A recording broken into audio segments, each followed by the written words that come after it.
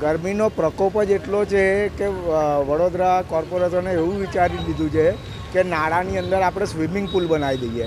આ એ દ્રશ્ય આપણે જોઈ શકીએ છીએ. વડોદરાનો વિકાસ જે છે, આ વડોદરાનો વિકાસ આપણે નાના ગરનાળામાં આપણે જોઈ શકીએ છીએ. ભર ઉનાળે વગર વરસાદે આ દ્રશ્ય આપણે જોયું.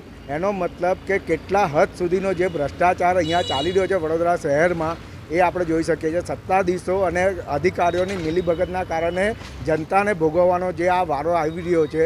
આજે આપણે જોઈએ કે આ ગરનાળાની અંદર 3 મેન્યુઅલ છે ગટરના, અને ત્યારથી લઈને અહીંયા સુધીના બીજા 3 મેન્યુઅલ, 6 મેન્યુઅલ, એમાં બિલકુલ એક ટીપું પાણી જઈ નથી શકતું.